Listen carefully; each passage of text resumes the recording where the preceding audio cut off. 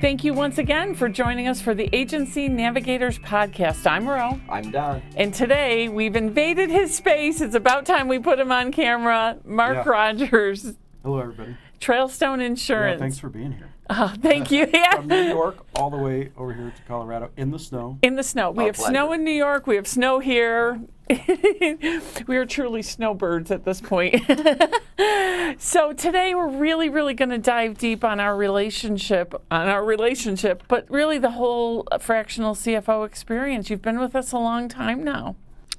Yeah, started the process back in 2020, right? How'd you hear about us? Yeah. Richie Buchanan.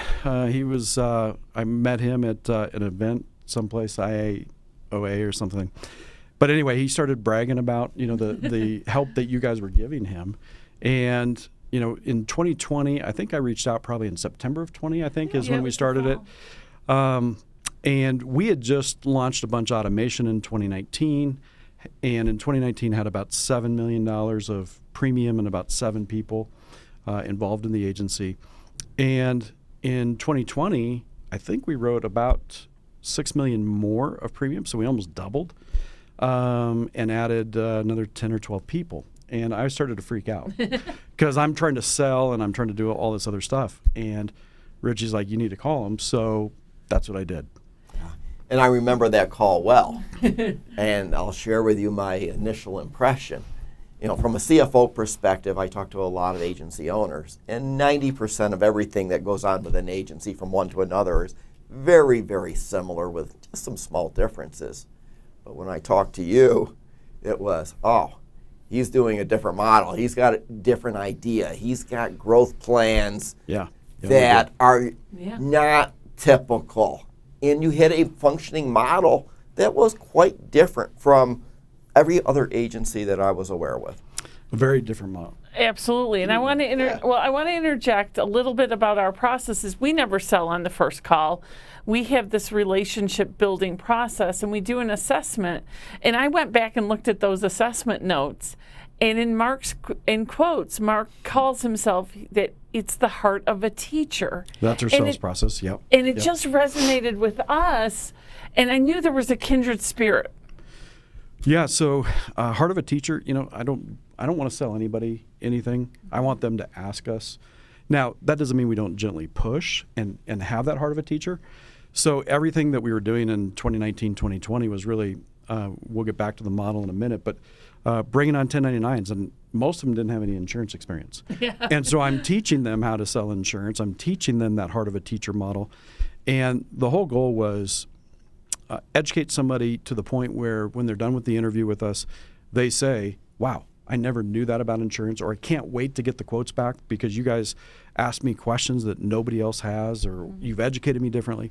And so that was really important for me. Is I don't believe in hard selling anything. I've done that in previous careers, and I hated it. I used to say I used to teach people how to lie, cheat, and steal. I was in the car business. So anyway, it was horrible, and that's not what we do now. So it was, I was spending a lot of time teaching at the time, and I think it was just kind of me, maybe an operations manager, I can't remember, in 2020, or an office manager. Office manager, wasn't even operations. Yeah, so our model was bringing on 1099s because then I was growing on their money, right? And now we've switched away from that, and we're focused on W-2s, but at the time, our big issue was cash flow. We only had, I think when we came to you guys, we only had maybe $2 million in revenue, 1.9. Yeah, it was, something like that. Absolutely. And that's not a lot of money to pay people, especially if we're going to lose 25 to 30 grand on the first year. So we, 2020, 21, 22, we were growing with 1099s, and that put a ton of stress on the team, but we grew quite a bit. We're now, bumping up on $50 million of premium, and operating in 7 states and a lot of changes, but we had to go away from that 1099 model. So if anybody has questions about it, he's got good answers because I broke the comp models and everything else as we were trying to figure out, okay, how do we continue this growth and fund it with cash flow, and then start adding, a sales director, a HR recruiter, and then a marketing director and operations manager. So anyway, you guys have been there all along. And you did it without any acquisitions. That's right, yeah. I mean, that is All another organic. key part, all organic. Typically for Agency CFO, one of the pieces of success, we're also teachers. And we teach business owners how all of the dots of their financial elements, how they interconnect. And that's one of the secrets. So many business owners have said to me after the first year, now I understand how all the pieces fit together. When I first met you, though, it was a little different because I realized I've got some learning to do here because, the traditional benchmarks. You put the custom in custom Yeah. financial. Some of the traditional financial benchmarks don't quite apply the same way. How you were going about it was, from a financial picture, quite different. And yet, I believed in you. I believe. After that first assessment call, he's like, I want to be a part of this. Absolutely. He's going somewhere. I talked to so many. Just a different way. Just a different way, but Not typical insurance over the last 100 years. Correct. Now, Right. I talked to a lot of business owners, and they talk to me about, well, I'm going to grow. I'm going to do this. I'm going to grow this rate. Yeah. Well, how? You knew how you were going to do it. And, I said, I told Roe, look, we need to be along for the ride because, Mark is different. He's got a different model.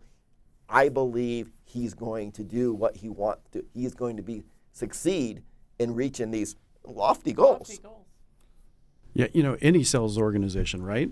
How many leads do you have? How well do you close them? That propels you forward, and then you got to retain them in the insurance business. And thank God for renewals, right? But that was what I've always done in two different industries. Was increase leads, increase your effectiveness, and then you grow. And then the 1099s were our model to get there. Yes, but things But- have those changed. are early calls. Things have changed. You would being in think, the three of us. you figure out this model and you just you just use it forever. But that's not No, true. lather, rinse, repeat. I wish we could just Yeah. do it from 7 million all the way up to 70 or 700. And then you realize that doesn't work. No, and that's why I needed you guys, and that's why I reached out to you guys, because I needed that help to analyze and so that I didn't have to think about all the little issues that I may have blinders to. And we see that so often that we tell owners, what got you? If it's the first $10 million in premium, however you got to write that first $10 million premium, it won't be the same way to get from 10 to 20 million. And then from 20 to 30, 30 to 60. Sure. It's not just going to be, well, we'll just duplicate and double what we did. It doesn't work that way. No, it doesn't. And you guys have really helped me too. We just don't look at premium now. We look at revenue, right? Yeah. CFOs hate premium. Hate premium. Just so y'all know, Hate it. it's revenue. But most agencies under $1 million in revenue talk about premium. But I call it revenue bands, and that's what you guys have helped me see is, okay, different revenue bands demand different thought processes, for staff, for compensation, things like that. And that's where you guys have really helped me learn that. And early on, those calls, the development, us learning about you, and how I've seen you push us into the development of really complex financial models. And Totally custom because you're the only one doing certain things. Only you're doing them, so it's not an off the shelf. We listen to you and we say, okay, we're going to take that input, we're going to gather some data, and we're going to build essentially a custom analysis because you're doing things that nobody else. To be fair, the fun part of the calls is when he's doing a spreadsheet live and you're like, just give it to me, let me type quicker. We do have fun. Did you go to spreadsheet school or? I think I'm pretty good. Yeah, and I think you could improve. So you guys know, I'm not talking about CFO stuff. I'm talking about take a fill handbook and click it and fill. Complex things he's got. Yeah, just how to copy a formula properly. So this is the fun part of this dynamic we've created between Trailstone and Agency CFO. It's actually the friendship between Mark, Roe, and Don. I call it the relationship, and the relationship has certainly changed since the early year. And then as it's gone on, the relationship has grown and evolved. Yeah. And even how we work not only with you, we work with your team.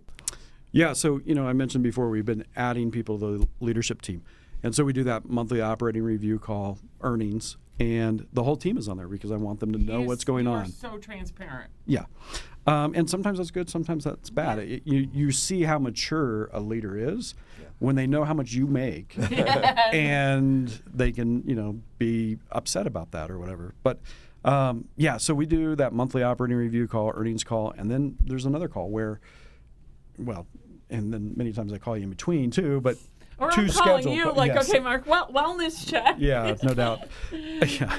So we have that second call where, there's just agenda items that may not be P&L driven the same, but we want to talk about things on, how it affects things here at the agency, personal life, income, balance sheet, those type of things too. So. And one of the hot topics last year I want to transition into is the space we're actually in. You've graciously given us free access to this studio.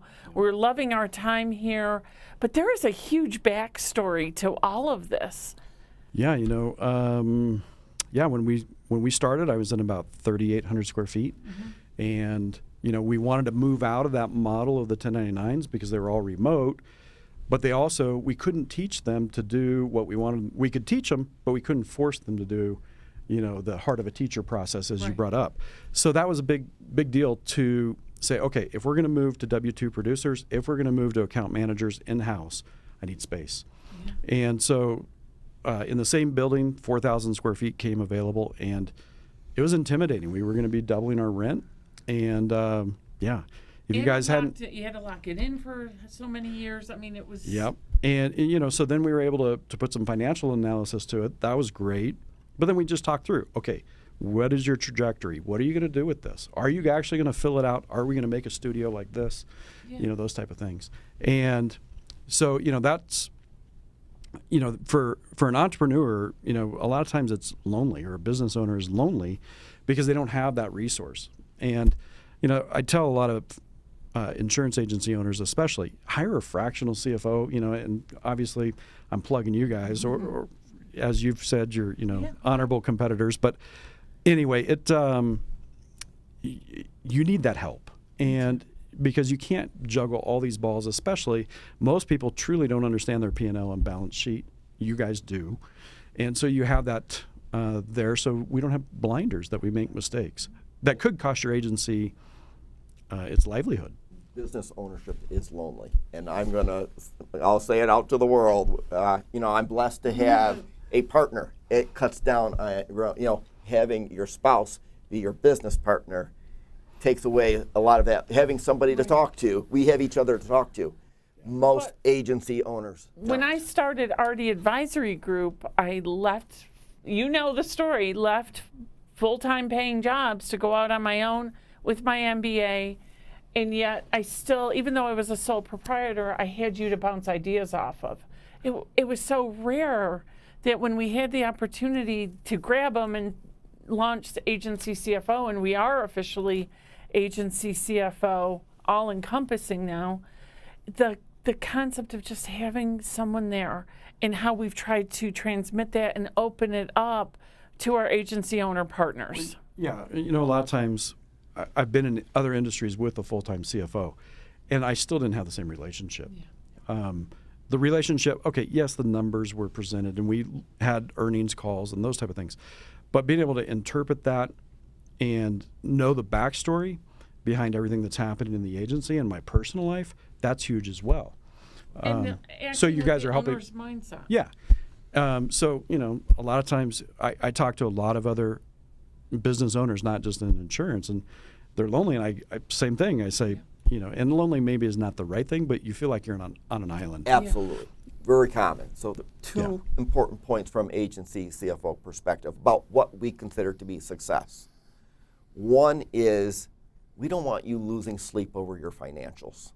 We want you to have confidence that you have clarity, you understand where you are, you actually you've got enough cash to make payroll.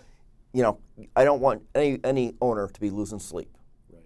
And second thing is, there's no hard disconnect or line that separates the owner's personal life from the owner at the insurance agency. It's a blend. when something bad happens at the agency, it has a negative personal effect. When things are going great at the agency, it has really good personal vibes. And you can't separate those two. Who'd you learn that from? It is true, though. He's Absolutely right. So success. Flip the switch. No. So success to me as a CFO is far more than just helping you grow your bottom line. You've got to also be achieving whatever you call personal success, your personal goals. Yeah, I remember when we did that first intake, you guys asked, what keeps me up at night? And, I sleep pretty well, but there's lots of times when I'm stressed during work. And so really that's what that second call is that I per month, that we typically do. And we're talking about those issues. What are perceived issues on my part, perceived issues on your guys' part, blinders, what should we be talking about? What are we not talking about that we should be? And so, but blending or looking at it through the filter of always what's best for me personally as well as the company personally. And I often inform the agency owners, and I said, you may not realize this. When your data, when your financials, the month ends and we're pulling your financial data, it's not, oh no, we got to do another financial report. I cannot wait to see your results. He's such And a numbers geek. nothing makes us happier when we have great results to we wanna report back to celebrate. you. That is what makes us happy. And fortunately, I've had those bad earnings calls in other industries. Since you guys, I think pretty much year over year, every month has been up. So we've been truly fortunate and blessed to have that. I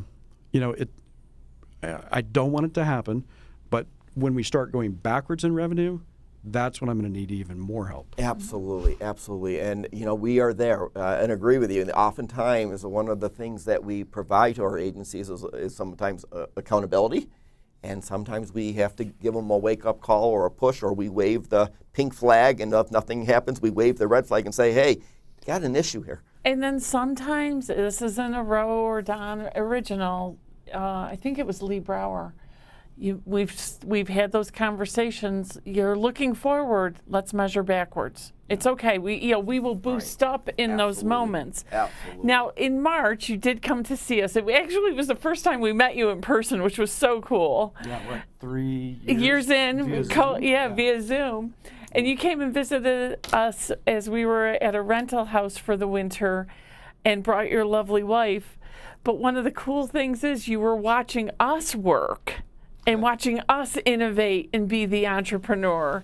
And that was the whole intelligence suite. You saw the first, he's like, you can't show him. I'm like, he literally said, he is so smart and he's so into data.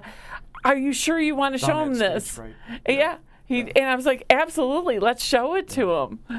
Yeah. Yeah, and you were only, 6 weeks in or something at that point? We were just early on. But I could see version immediately. 1. Yeah, we've talked about it so many times. AMSs, no matter which one, they cannot give you the data that you want, the way you want it, when you want it. Yeah. And that's what you guys have done in that dashboard now. I call it the dashboard. Yes. You guys call it what? It's the dashboard. Okay. It's the intelligence suite is the whole Intelligence suite. package.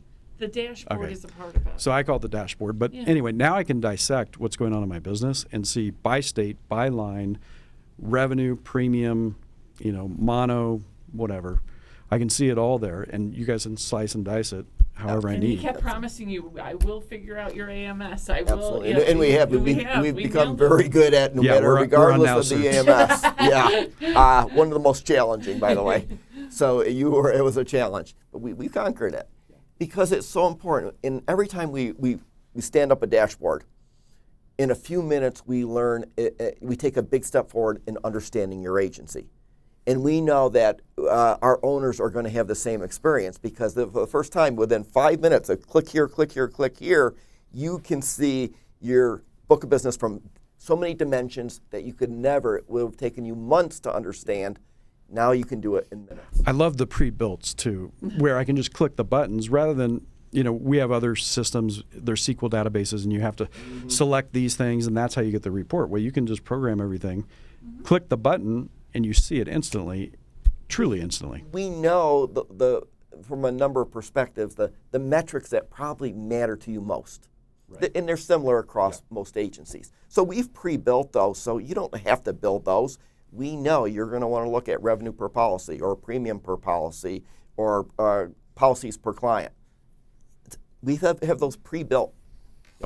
Yeah, I love the system. So. Good to hear. And now we're 8 months beyond that, so it's now it becomes more fully valuable. fully functional. Trending. Now you're really getting a sense of trends.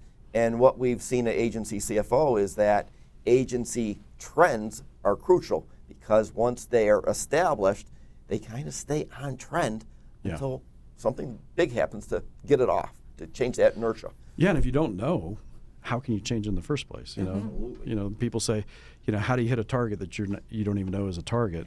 Well, this is looking backwards, but we can also slice and dice to look forward in the trends too, in the near future.